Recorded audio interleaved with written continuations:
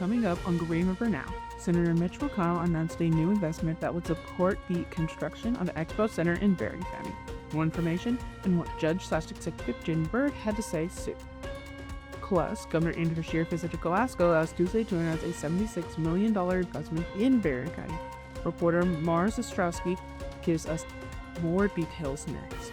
Finally, the City of Munfordville has announced their date for the 2026 Cherry Blossom Festival. These stories, plus your weather, coming up on Green River Now. We began in Casey County, where last week the jury recommended a 20 years to life sentence for a Tennessee man who was arrested on December 21st, 2024 following a fatal crash in Adair County. Jill Hammett appeared in court this week for charges of assault, 2 counts of possession of marijuana, and being a persistent felony offender. The trial was moved from Adair County to Casey County due to the widespread public outrage against Hammett. Evidence, witness statements, and sentencing recommendations were discussed at the trial, with the family of Rose mourning the victim, shedding tears after the verdict was read. Circuit Judge Judy Vance Murphy will formally sentence Hammett on March 24th. The Greene County Emergency Services responded to a medical emergency on Highway 88 involving one vehicle on Thursday. Despite the efforts of the first responders, the incident resulted in a fatality. The Greene County Coroner's Office will be conducting the official investigation. Out of respect for the family, no additional information has been released at this time. The Somersville Volunteer Fire Department responded to a residential structure fire on Raymond Espandy Road in Greene County. Firefighters were alerted around 12:08 a.m. that morning to a reported mobile home fire on William E. Log Drive in Somersville. The first apparatus arrived on scene at approximately 12:15 and found the mobile home to be half involved with heavy fire and heavy smoke conditions throughout the rest of the structure. As firefighters started a fire attack, they were alerted of the possibility of 2 occupants possibly being inside the structure due to their vehicle still being in the driveway. Firefighters worked on gaining control of the fire while searching the unburned areas and found 2 occupants deceased inside. Firefighters remained on scene for approximately 3 hours, working on extinguishing the fire and assisting the coroner's office. The cause of the fire is still under investigation at this time, however, foul play is not expected. A fire in Barren County also claimed a life on Tuesday. 97-year-old Valerie Pendon was found inside her home on 617 Bunch Road in Cape City. Her body was transported to the State Medical Examiner's Office in Mobile. Barren County's Sheriff's Office is investigating. Columbia police arrested a Clarksville, Tennessee man on Saturday after allegedly holding a woman at knife point inside a moving vehicle on the Cumberland Parkway in Adair County. Officers were dispatched at approximately 10:42 p.m. Central Time after receiving information related to a female occupant inside a vehicle traveling on the Cumberland Parkway being threatened by a knife. Officers located the vehicle and conducted an investigation, which resulted in the arrest of Christopher T. Short. Short was charged with unlawful imprisonment, first degree, wanton endangerment, first degree, carrying concealed weapon by prior deadly weapon felony offender, operating on suspended/revoked operator's license, and operating a motor vehicle without an ignition interlock device. Short was lodged in the Adair County Regional Jail. No injuries have been reported. Looking for something fun to do this spring? The City of Munfordville has officially announced the date and events for this year's Cherry Blossom Festival. The festival will take place on Saturday, April 11th between 8 a.m. and 4 p.m. Central Time on Courthouse Square. The festival will feature a selection of food trucks, unique vendors, and fun activities for the children. ARC's 10th annual 5K Run/Walk will also take place at 8 a.m. on April 11th. All funds raised will be donated to ARC's mission to help up animals. Finally, the Amish Spring Consignment Auction will occur between 9 a.m. and 5 p.m. at the Park County Fairgrounds. Items such as tools, antiques, collectibles, farming equipment, plants, trees, baskets, handmade crafts, etc. will be available to bid on. And all-you-can-eat breakfast will be available between 7 a.m. and 10 a.m. with more food available throughout the day. Vendor signups and the 5K Run registration form can be found on our website, greenrivermedia.org. House Bill 4, which would make grooming a felony in the state of Kentucky, passed in the Kentucky House last week. The bill, which is sponsored by District 9 Representative Ryan Bibbins, was unanimously passed in the House and will be delivered to the state Senate. Multiple House bills were announced within the past 2 weeks, including House Bill 555, which, if passed, would allow student-based enterprises to run throughout the school day without being considered as competing with school food. The Kentucky House also passed a piece of legislation which aims to prevent school bus stop arm violations.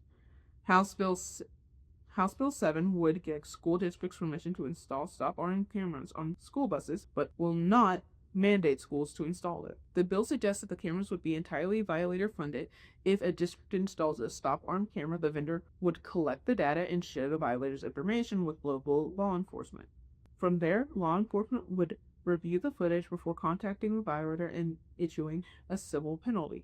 Furthermore, districts will not have to pay in advance to install the cameras. Instead, the vendor chosen by the district would be reimbursed through the collection of violation fees. In other news, Grammy-nominated and mobile artist Jack Harlow has announced his 4th studio album this week. The album Monica will be released on March 13th, which coincidences with his 28th birthday. Next, State Senator Max Wise and State Representative A.B. Neighbors spoke in Monroe County on Saturday at the Monroe GOP Women's League Lincoln Luncheon. The event offered an opportunity for voters to meet and visit with the Republican candidates who will appear on the May 2026 primary ballot while enjoying a bowl of chili sponsored by the Republican candidates. And now for a check of the weather with weather anchor Broden Allegro. Broden, now that we have finally seen the ice and snow melt, we won't expect many more, right?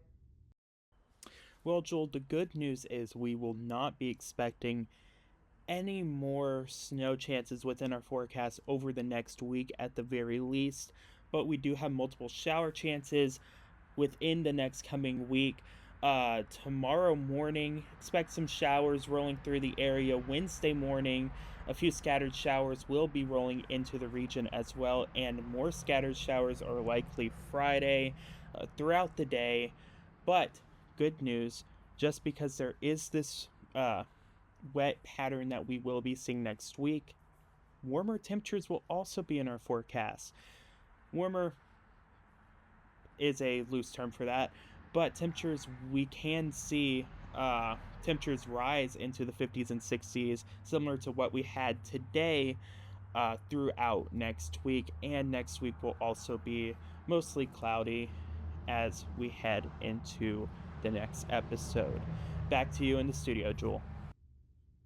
Last week, Senator Mitch McConnell announced a $20 million federal investment to support the construction of the Cave City Agricultural Exposition and Conference Center, which is a long-awaited project that would open to agricultural and other events in the area. The investment comes after major discussion between Barren County Judge/Executive Jamie Bryd and the senator to secure an agricultural exposition center in Barren County, a project that has been in the works since the early 2000s. Judge/Executive Bryd called into the Green River Now studio to talk about the project. Would you mind providing an overview of the Expo Center investment and some of the key milestones that led to this stage of the project? Yeah, the Ag Expo Center had been a project that earlier in even early 2000s that Cave City had tried to kind of get going. When I first came into office, the Cave City director of the convention had come to me and said, "This is a project we'd always wanted to get done. We think you can get it done. Can you help?" And I was like, "Yeah, sure." I loved it because, the convention center already is very successful there. And with us being a number one ag community and also the location being Route 65, it was a perfect situation for opportunity to bring events. And they have hotels, etc. So I took it. I had started doing like some kind of hearing groups, getting some rough numbers from some contractors just to kind of work with. And then I also, because I took the original plans that they had, and that's how I got numbers. But then I also got the Ag Extension Office to pay for a study. We got the study done by a man who's from the University of Georgia. We get that study back. It proved that the need was there and the opportunity for investment in our locals, businesses and growth. So we pursued it. I went to D.C. that September, met with Senator McConnell. He's a great person, been very good to me. And he loved the project. I met with his staff, his appropriation staff, and they discussed with me, opportunities in the next year. And then left there. I've been reached out to by a lobbyist in D.C. that had been told about my project. They basically thought that they could help get the project through the finish line. And we hired the lobbyist. Didn't really start even paying the lobbyist until March of last year. And then the lobbyist has kind of been my advocate in D.C., while I've also been an advocate as well. I've been to D.C., I think, 3 times in the last 2 years to champion this project. Senator McConnell came to Barren County in April, had a wonderful visit. We talked about it there as well. He knew how bad I wanted it. And he made it happen. So we're so excited to have it come. We're going to have all kinds of events and bring a lot of tourism to the area and create more opportunity for our local individuals to be able to do the events that they travel long distances to right here. Well, what kind of events or programming is envisioned for this new facility? What kind of programming? Yeah, what type of events or type of programs could we expect with this new facility?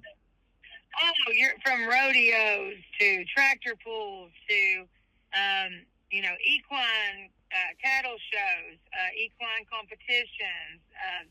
It's going to be 3,000 seats, so it's a large venue with a prep room. What's going to make our venue stand out in comparison to other venues is the facilities that we're going to build. We're going to make sure that there is HVAC within the prep room and as well as the venue. Some venues don't have that. We're going to make sure that that is a added luxury for people that come to events and shows. Commercial restrooms, commercial concessions, all located within the venue, so you wouldn't have to leave to go, get that stuff. And then you're also going to have a convention center that's attached. So when you're looking to bring an event in, and you're looking to host, you can kind of do a lot of things within that property. Well, I don't know if you can tell me much about a lot of the specifics right now, but what is a sort of projected timeline for the next phase, transitioning from that planning period to active construction? Timeline. So the state gave me $1 million 2 years ago to start the design process. We are almost near the end of the design process, the DD. And then I would say we're going to meet in 2 weeks to kind of catch up and see, okay, is this what we like? The board has had the rough plans just to review it. We're going to do an in-person meeting here in 2 weeks now that we have the money. We're working with some individuals also on financial items that we can maybe use some tax credits and stuff like that because we have the amount that we do to get even more money without ever any other local taxes to ever have a part in this. I've had some great meetings and I'm so excited. And this project is going to be it's something we can all be proud of in the region. How would you say the expo... Yeah, timeline, no, I don't know. I'm not going to be able to tell you that until I have that meeting in February. That's fine. How do you anticipate the Expo Center will impact the local economy and small businesses in the area? Tourism. You think about how many people already come into the area because of the cave. This will just increase your tourism aspect. Cave City is built for tourism. You look at their businesses that they currently have, from recreational outdoor activities to a lot of cool things dealing with the cave and outdoor recreation as well. So they're built to entertain while people are in our community. And all the growth and all the refurbishments that have happened on the downtown area there in Cave City as well, it is going to be a huge boost to those individuals. When people are not, when someone comes to our community to go to an event, they're going to buy gas, they're going to eat at a local restaurant, they're going to shop at our stores, they're going to stay at our hotels. That's going to be a benefit. All right, well, that's all the questions I do have, but thank you so much for taking your time. I know it's been very busy this week for you and Barren County as a whole, so thank you for taking your time and letting me ask you a few questions today. Yes, thank you so much. You have a good day. More investments were announced last week for Barren County as Governor Andy Beshear and Tate Inc. formally announced a new $76 million investment in a new Glasgow facility. Mars Ostrowske has the story. Governor Andy Beshear visited Glasgow on Tuesday to announce Tate Inc.'s $76 million investment in a new Glasgow facility. The announcement of the TJ Sampson Health Pavilion featured discussions between community leaders, state officials, and residents of Glasgow about continued investment in Barren County, including long-term job growth. Tate Inc., a subsidiary of the Irish-based Kingspan Group, is a global producer and manufacturer in data center components. Tate's investment in Glasgow will feature a renovation of the 764,000 square foot facility located on Donnelly Drive and 400 new jobs in the county. His announcement was one of the multiple stops in the region on Tuesday, including another stop at the Glasgow Coffee Stable, the Hive Coffee and Bakehouse, where he stepped behind the counter to try his hand at making a latte and talk with constituents about local investments. Tate is now officially hiring, and you can find the application on our website. Reporting for Green River Now, I'm Mars Ostrowske.